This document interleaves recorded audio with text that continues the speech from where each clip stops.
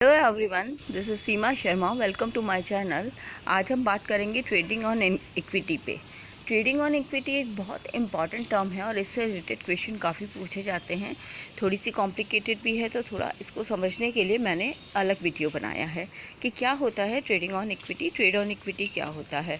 Financial management में जब capital structure हम रेडी करते हैं तो उसमें ये टॉपिक आता है, और कैपिटल स्ट्रक्चर में ट्रेड ऑन इक्विटी बहुत इंपॉर्टेंट टॉपिक है। इससे रिलेटेड काफ़ी क्वेश्चन पूछे जाते हैं और जनरली जो कॉन्सेप्ट के रूप में क्वेश्चन पूछे जाते हैं, आपके पास पूरी डिटेल दे दी जाती है और पूछा जाता है कि इसमें कौन सा कॉन्सेप्ट यूज़ किया गया है, तो किस तरीके से क्वेश्चन आता है और क्या ये इसका मीनिंग है, उसके बारे में हम इस वीडियो में स्टडी करेंगे। Okay, let's start. चलिए, फर्स्ट ऑफ ऑल देखते हैं what is the meaning of trading on equity. Trading on equity means to raise fix cost capital, borrowed capital and preference share capital on the basis of equity share capital।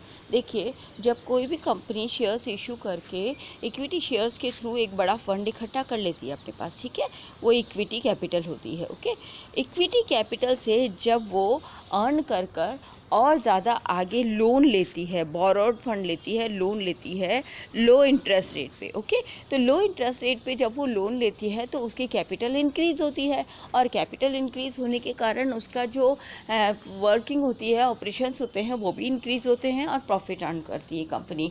अब profit earn करने से क्या होता है कि company जितना ज़्यादा profit earn करेगी, शेयर्स की अर्निंग पर शेयर जो होती है वो भी इंक्रीज़ होती जाएगी, शेयर की अर्निंग इंक्रीज़ होती जाएगी, कंपनी की अर्निंग इंक्रीज़ होती जाएगी।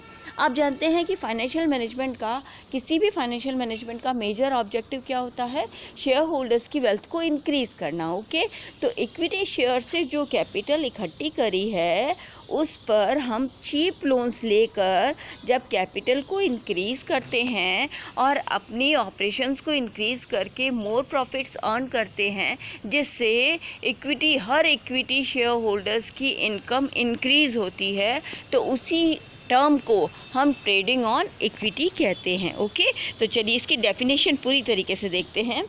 Trading on equity means to raise fixed cost capital, borrowed capital and preference share capital on the basis of equity share capital. यानी इक्विटी शेयर कैपिटल के base पर जब आप बोरोड फंड इकट्ठा करने लग जाते हैं या फिर प्रेफरेंस शेयर कैपिटल इकट्ठा करने लग जाते हैं, किसके बेस पर? इक्विटी शेयर कैपिटल के बेस पर करने लग जाते हैं, तो ऐसी चीज़ को हम ट्रेडिंग ऑन इक्विटी कहते हैं।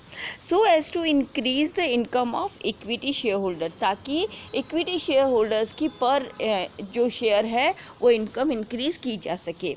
Although it is possible only when the rate of return of the company, ये तभी पॉसिबल है जब rate of return of the company is greater than the rate of interest on borrowing capital.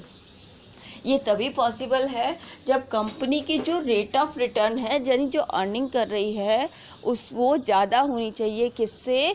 जितना वो interest पे कर रही है बोरोड फंड पे, लोन्स पे जितना इंटरेस्ट पे कर रही है उससे ज़्यादा उसकी आरओआई होनी चाहिए, और आरओआई उससे ज़्यादा होगी तभी अर्निंग पर शेयर इंक्रीज़ होगी। ठीक है, और the rate of dividend on preference shares, तो प्रेफरेंस शेयर होल्डर्स को फिक्स अमाउंट देना पड़ता है बेटा डिविडेंड का, ये कंफर्म है। ठीक है, और डिबेंचर होल्डर्स जो होते हैं या डेब्ट्स जो हम लेते हैं उन पे भी हमें फिक्स इंटरेस्ट देना पड़ता है। तो जो हमारे फिक्स खर्चे हैं, अगर उनसे ज़्यादा हमारा आरओआई आ रहा है, रिटर्न ऑन इन्वेस्टमेंट आ रहा है, हमारी इनकम उससे ज़्यादा आ रही है, तो उस कंडीशन में EPS, earning per share increase होता है, और उसी को हम ट्रेडिंग ऑन इक्विटी कहते हैं। Now the question arise how the income of the equity shareholders can increase when the company raise fixed cost capital following EBIT and EPS analysis करेंगे इसके लिए हम, कि कैसे हम पता लगाएं कि इक्विटी शेयर कैपिटल पे कितनी बोरोड फंड लें कि EPS इंक्रीज़ होती रहे और हम अपनी ट्रेडिंग ऑन इक्विटी को बनाए रखें या ट्रेडिंग ऑन इक्विटी करते रहें। ठीक है, इस चीज़ को हम स्टडी करेंगे। चलिए अब एक क्वेश्चन देखिए, इसके लिए EBIT और EPS एनालिसिस करना पड़ेगा। अब EPS क्या होता है? अर्निंग पर शेयर होता है।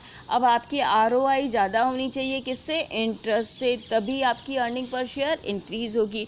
चलिए ये एग्जांपल देखिए, दो कंपनी है आपके पास, एक कंपनी X है और एक कंपनी Y है। ओके, दोनों की कैपिटल कितनी है? 10 लाख, ठीक है, 10 लाख रुपीज़ इनकी दोनों की। अब वाई कंपनी ने 10 लाख रुपीज़ की क्या ले रखे हैं? इक्विटी शेयर्स इशू कर रखे। ओके, और सॉरी एक्स कंपनी ने क्या ले रखे हैं? 10 लाख रुपीज़ के इक्विटी शेयर ले रखे हैं। और वाई कंपनी ने क्या कर रखा है? 4 लाख के तो इसने इक्विटी शेयर्स ले रखे हैं और 6 लाख के इसने क्या ले रखा है? 10% डिबेंचर्स ले रखे हैं जिस पे 10% इंटरेस्ट है। समझ में आई बात? तो ये दो कंपनीज़ हैं, वाई कंपनी और एक्स कंपनी, दोनों की टोटल कैपिटल तो 10 लाख है, पर दोनों ने अलग अलग तरीके से ले रखी है। एक्स कंपनी ने तो सिर्फ इक्विटी शेयर्स इशू कर रखे हैं और वाई कंपनी ने इक्विटी शेयर्स के साथ में 10% डिबेंचर्स भी इशू कर रखे हैं 6 लाख रुपीज़ के। टोटल कैपिटल हो गई दोनों की 10 लाख रुपीज़। ओके, अब देखो क्या लिखा है। It is clear from the above table that both companies have raised 10 lakh rupees 10 lakh as total capital, but X company has raised by issuing equity capital. On the other hand, Y company raised 4 lakh rupees by issuing equity capital and 6 lakh rupees by issuing debentures bearing 10% fixed interest rate. कितनी interest rate है? Fix interest rate है 10%। Okay, ये जो ये 10 debentures के पहले जो percentage लिखी रहती है, ये परसेंटेज इंटरेस्ट को शो करती है, इंटरेस्ट की परसेंटेज को शो करती है। Suppose both the companies have earn EBIT 2 lakh each and tax rate 30%। ठीक है, तो आपके पास क्या क्या इन्फॉर्मेशन है? टोटल कैपिटल 10 लाख रुपीज़ दोनों की, ठीक है। एक्स ने सिर्फ इक्विटी शेयर से अरेंज करी है कैपिटल और वाई ने बोरोड फंड भी ली है, 6 लाख रुपीज़ के डिबेंचर्स इशू किए हैं। कितने परसेंट इंटरेस्ट वाले? 10% इंटरेस्ट वाले, ठीक है। EBIT कितनी दे रखी है आपको? 2 लाख रुपीज़ दे रखी है। टैक्स रेट कितनी दे रखी है आपको? 30% दे रखी है। ये सब इन्फॉर्मेशन आपको ऑलरेडी गिवन है। अब चलिए इसमें निकालते हैं EPS की अर्निंग पर शेयर क्या निकल के आएगी। अब देखिए EBIT हमारी है 2 लाख रुपीज़ दोनों के लिए, ठीक है। 2 lakh rupees for X company and 2 lakh for Y company. Okay, interest less कर दें हम, किसका करें? एक्स कंपनी ने तो डिबेंचर्स ले ही नहीं रखे थे, वाई कंपनी ने ले रखे थे, तो 10% डिबेंचर्स ले रखे थे, तो 10% डिबेंचर के हिसाब से इंटरेस्ट कितना हो गया? 6 लाख रुपीज़ का था, तो 10% कितना हो गया? 60,000। ओके, तो इंटरेस्ट कम हो जाएगा, तो 60,000 का इंटरेस्ट लेस हो जाएगा 2 लाख रुपीज़ में से। ओके, अब निकल कर आएगी EBT क्या हो गया? अर्निंग बिफोर टैक्स, क्योंकि इंटरेस्ट तो हमने लेस कर दिया, तो वो आ गया हमारा 1,40,000 वाई कंपनी का, 2 lakh as it is X company का। अब लेस करते हैं टैक्स कितना था? 30%। ओके, अब 30% टैक्स लेस कर दो, 2 लाख का 30% आया 60,000। ओके, लेस कर दें, इसमें से टैक्स लेस कर दें, इनकम क्या आ जाएगी? आफ्टर टैक्स आ जाएगी। कितनी आ जाएगी एक्स कंपनी की? 1,40,000। एक्स कंपनी वाई कंपनी की देखो, 1,40,000 पे निकालो 30% आएगा 42,000। ओके, 42,000 1,40,000 में से लेस कर देंगे तो बचा हुआ अमाउंट आएगा 98,000। ओके, तो इस तरीके से हमने क्या निकाल लिया? Earning after tax. ओके, हमने सबसे पहले EBIT था जो हमारा गिवन था ऑलरेडी 2 लाख रुपीज़, उसमें से हमने इंटरेस्ट लेस किया क्योंकि वाई कंपनी के ने डिबेंचर्स ले रखे थे 10% वाले, तो उसने लेस कर दिया हमारा इंटरेस्ट, पर एक्स कंपनी ने कोई नहीं ले रखा था तो उसका लेस नहीं किया। इनकम बिफोर टैक्स आ गया था उसके बाद निकल के, इनकम बिफोर टैक्स क्या था कि टैक्स पे नहीं किया है, इंटरेस्ट लेस किया है। एक बात ध्यान देने लायक यहाँ पर क्या है कि बेटा कभी भी इंटरेस्ट पे टैक्स नहीं लगता है। डिबेंचर्स पे या बोरोड फंड पे जो हम इंटरेस्ट पे करते हैं उस पर वो टैक्स नहीं देना पड़ता, टैक्स एग्जेम्प्टेड होता है। सो दैट इंटरेस्ट पहले लेस हो जाता है EBIT में से, याद रखिएगा। टैक्स पहले नहीं लेस करना, पहले इंटरेस्ट लेस करना है, क्योंकि इंटरेस्ट पे टैक्स पे करने की रिक्वायरमेंट नहीं होती है। ओके, तो इनकम बिफोर टैक्स यानी इंटरेस्ट हटाने के बाद जो इनकम आई है ना, उस पर अब हमें टैक्स लेस करना है। तो 30% टैक्स लेस कर दिया, अब आपके पास इनकम निकल के आ गई, earning after tax. Okay, number of equity shares कितने हैं? एक्स कंपनी के 1 लाख इक्विटी शेयर्स है। ओके, एक्स कंपनी के कितने शेयर्स हैं? 1 लाख इक्विटी शेयर्स हैं, ठीक है। और वाई कंपनी के कितने हो गए?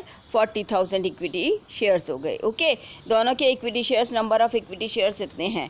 अब आपकी जितनी अर्निंग आई है उसको डिवाइड कर देंगे आपके पर इक्विटी शेयर्स से, ठीक है। जितने टोटल इक्विटी शेयर्स हैं उससे आप अपनी EAT को डिवाइड कर दोगे तो अर्निंग EPS निकल के आ जाएगी। ये देखिए, अर्निंग आफ्टर टैक्स को नंबर ऑफ़ इक्विटी शेयर से डिवाइड कर दोगे तो आपकी EPS निकल कर आ जाएगी। अब आप अपने 1,40,000 को 1 लाख शेयर से डिवाइड कर दीजिए तो 1.4 EPS निकल के आ जाएगी। वाई कंपनी में 98,000 को 40,000 शेयर से डिवाइड करिए तो EPS निकल कर आ जाएगी 2.45। अब देखो किसकी ज़्यादा है earning per share? Y company की अर्निंग पर शेयर ज़्यादा है। क्यों ज़्यादा है भाई? यहाँ पर तो इसने लोन ले रखे थे। यस बेटा, इसने क्या कर रखा था? इसने इक्विटी शेयर कैपिटल पे चीप लोन्स ले रखे थे, बोरोड फंड ले रखा था, चीप इंटरेस्ट रेट पे इजी लोन्स ले रखे थे, डिबेंचर्स इशू कर रखे थे, जिसकी वजह से इसकी कैपिटल इंक्रीज़ हुई, इसके प्रॉफिट्स इंक्रीज़ हुए और शेयर होल्डर्स को अर्निंग पर शेयर भी इंक्रीज़ हुई। ओके, तो अगर ये दो ऑप्शन आपके पास है तो आपके लिए बेनिफिशियल कौन सा है? ये वाला बेनिफिशियल है जिसमें आप 10% डिबेंचर्स इशू करके अपने शेयर होल्डर्स की अर्निंग पर शेयर को, EPS को इंक्रीज़ करते हैं। और इसी कंडीशन को हम ट्रेड ऑन इक्विटी कहते हैं, ट्रेडिंग ऑन इक्विटी कहते हैं कि जब हम इक्विटी शेयर कैपिटल के बेस पर चीप लोन्स ले करके और अपने बिजनेस को इंक्रीज़ करते हैं और more and more profits increase करते हैं, प्रॉफिट अर्न करते हैं और जिसकी वजह से हमारे शेयर होल्डर की अर्निंग पर शेयर इंक्रीज़ होती है, उस कंडीशन को ही हम क्या बोलते हैं? Trading on equity. ओके, तो आपकी ट्रेडिंग ऑन इक्विटी जब तक इंक्रीज़ हो रही है तब तक आप ट्रेडिंग ऑन इक्विटी कर सकते हो, ठीक है। ज़्यादा भी नहीं करनी होती है, एक लिमिट तक करनी होती है, क्योंकि जितने ज़्यादा करोगे घूम फिर के बर्डन किस पर आएगा? शेयर होल्डर्स पे आएगा। क्यों? क्योंकि देखो, इक्विटी शेयर कैपिटल से जो आपने फ़ंड इकट्ठा किया है उससे आप क्या ले रहे हो?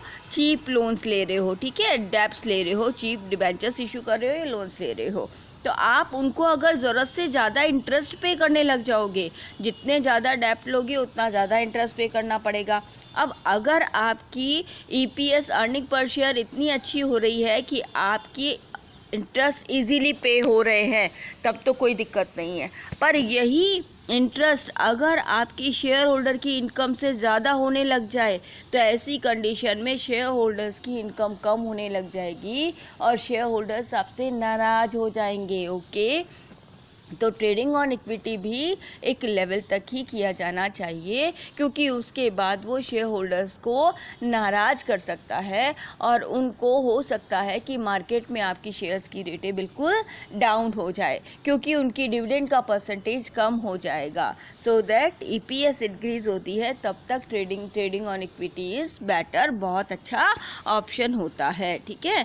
तो इस तरीके से इसमें Y company 2.45 earning per share कर रही है, जो इसलिए कर रही है क्योंकि इसने चीप लोन्स ले रखे हैं और 10% इंटरेस्ट पर इसने अपनी क्या इंक्रीज़ कर रखी है? कैपिटल इंक्रीज़ कर रखी है, जिससे लो बर्डन पे इजीली वो अपने ऑपरेशंस को इंक्रीज़ कर रही है और प्रॉफिट अर्न कर रही है। तो इसी को कहते हैं EPS और ट्रेडिंग ऑन इक्विटी, ठीक है। तो आपको वीडियो समझ आया होगा। अभी भी अगर कोई कन्फ्यूज़न है, आपको कुछ पूछना है तो आप मुझे कमेंट कर सकते हैं। वीडियो को लाइक कीजिएगा, शेयर कीजिएगा और अगर अभी तक सब्सक्राइब नहीं किया है तो प्लीज़ सब्सक्राइब कीजिएगा। Thank you.